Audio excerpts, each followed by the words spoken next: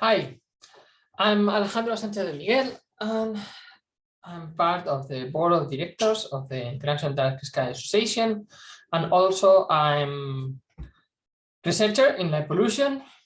Currently, I'm working on the Universidad Complutense de Madrid, and also I'm working as a consultant as an advisor of the Astrophysics Institute of Andalusia, Sky Quality Office, and associate to the Exeter University, the University of Exeter. My expertise is light pollution. Although I'm an astrophysicist from training, I still do some things in astrophysics. And today I wanted to talk to you about light pollution because it's my main research field. And the thing is that I feel that there's many people, even in the light pollution field, that don't really know what is light pollution actually. So I'm going to try to give you some examples, because this has been, and also a bit of a historical background of how this has been happening on the definition. But I'm going to start from what is light pollution. And the best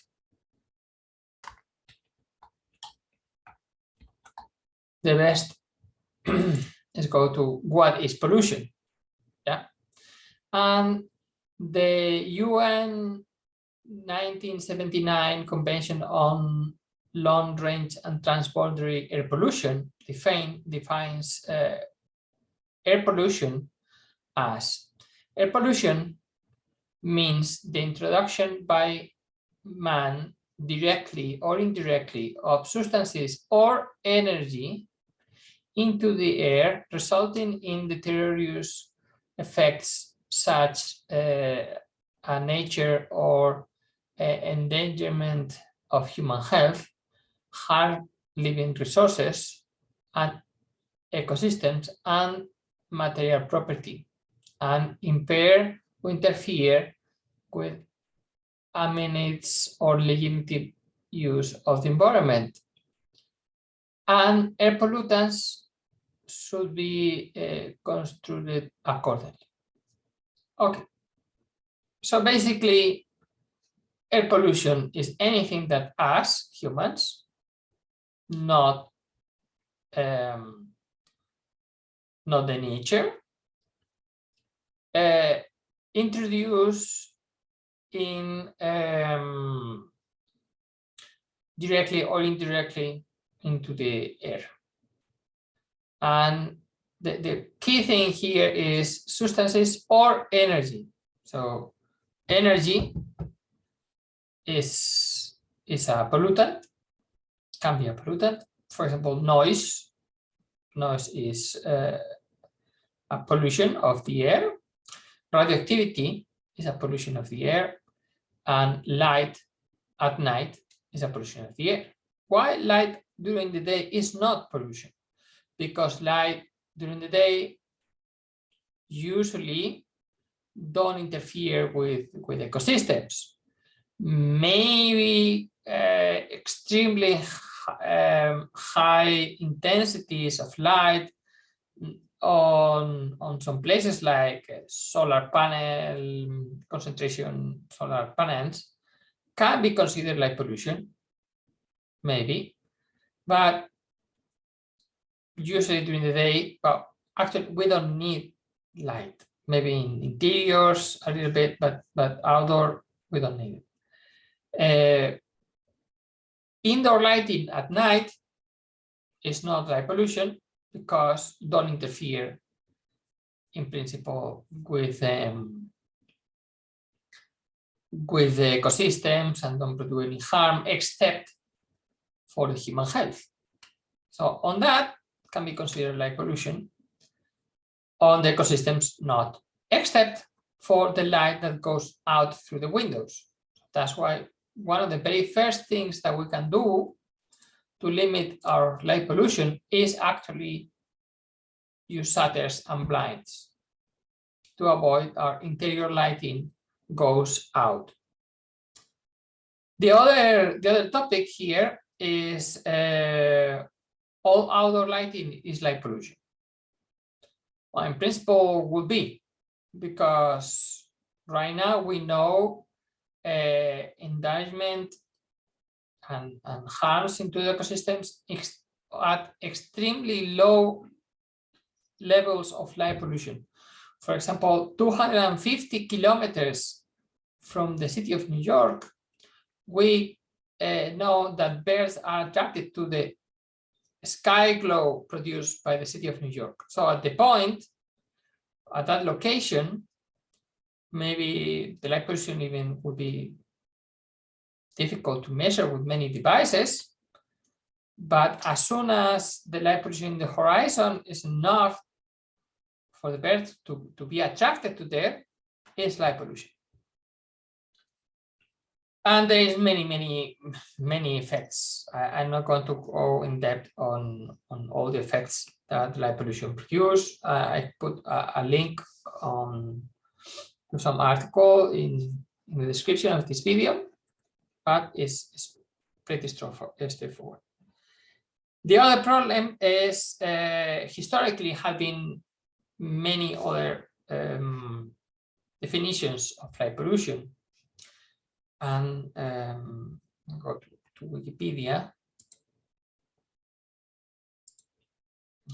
Light.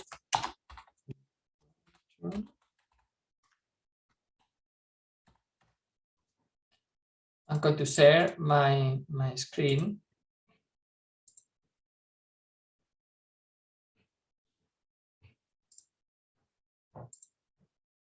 Light pollution. So if you see here, there is a contradictory definition from the Instituto de Astrofísica de Canarias, where say light pollution is a generic term for all undesired effects of artificial light. That the problem is on undesired effects.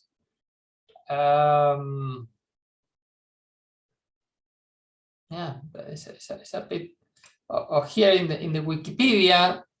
They describe this light pollution is a presence. I'm going to zoom in because probably you don't see this.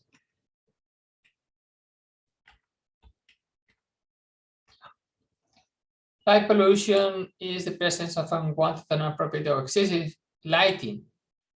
Yeah, and this was from the International Astronomical the International Dark Sky Association. The problem of this is that this means that if the light is wanted, if the light is appropriate, if the light is not excessive, that would mean that is not light pollution. But that contradicts the other definition from the UN of air pollution in general. No? So it's a bit of a complex problem. And the reason for this is that historically, biologists has not cared about light pollution much in the late 20th century. Was more at the beginning of the 20th century when the electricity appeared, when there was quite a concern, but not in the, and it was more the astronomers, and the astronomers were more worried about the undesired, no, this light that we don't want, because at that time we were sending light everywhere, everywhere, not to the facades, to the sky, with these lollipop street lights, and that was a problem. So lighting engineers define light pollution as all light that was going up. So for many of these lighting engineers, it's completely normal saying that a street light on have 0% light pollution, because they define light pollution only as the unwanted. Yeah, but we see that this definition is wrong according to the definition of pollution, air pollution, from 1 second.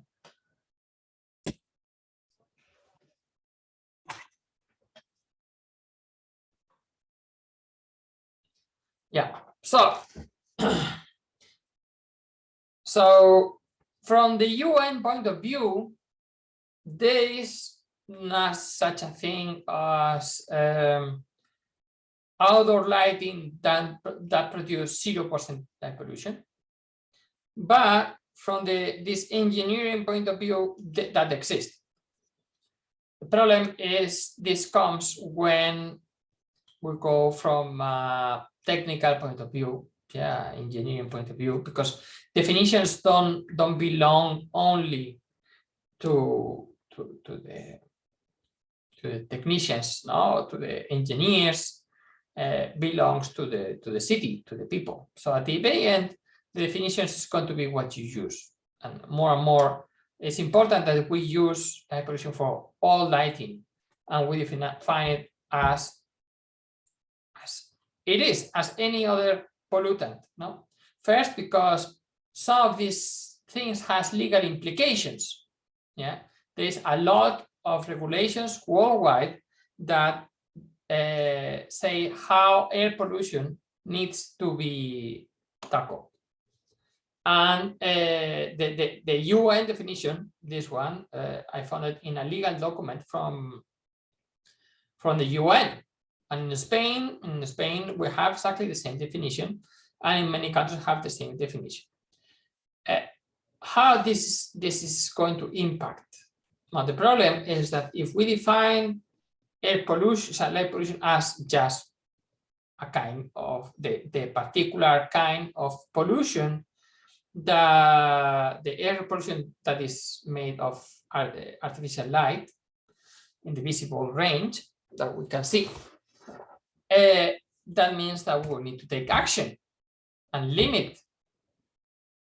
this kind of pollution, no? Not only because of the energy efficiency, also because it's harm on the ecosystems, because there's so many impacts of light pollution in all the ecosystems. We have to think that the reason why we have night and we have nighttime ecosystems is because there is not light, and the birds migrate during the night because there is no light, and they use the moon. Even the moon many times disturbs the ecosystems naturally, yeah, and they get adapted to it because there are many species like rabbits are more easily hunted during full moon or while there is some moon than when there is no moon. So many animals avoid the time that there is lights and try to go when there is no lights. There is no moon, and this is very clear everywhere.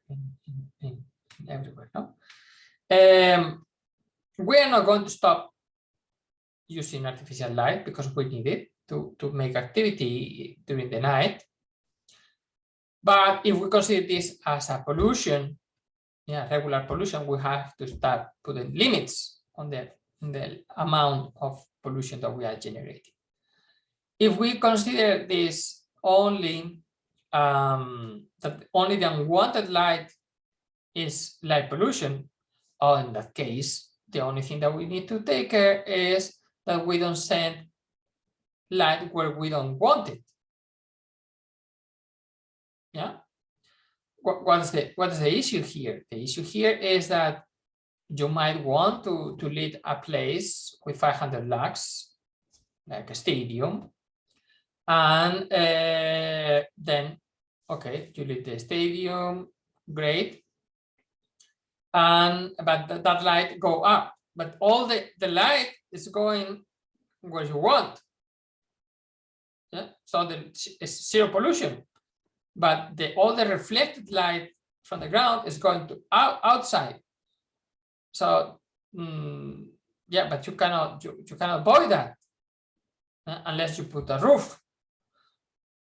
That maybe is a solution. For example, putting a roof to big stadiums.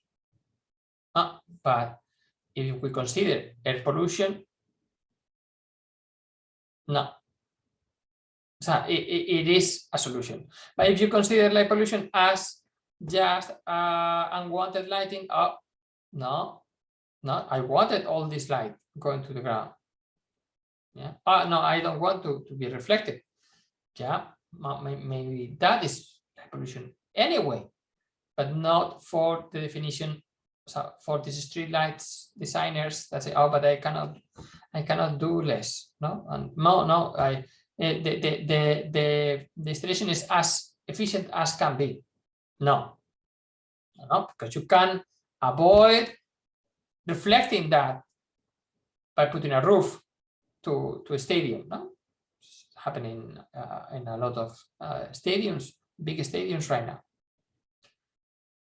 So this is important. This is a controversial topic. It's weird, but the problem is that now the light pollution is starting to become more recognized for many governments and starting to take action. And we are starting to trying to enforce that should be absolute limits on the amount of light pollution generated in certain regions.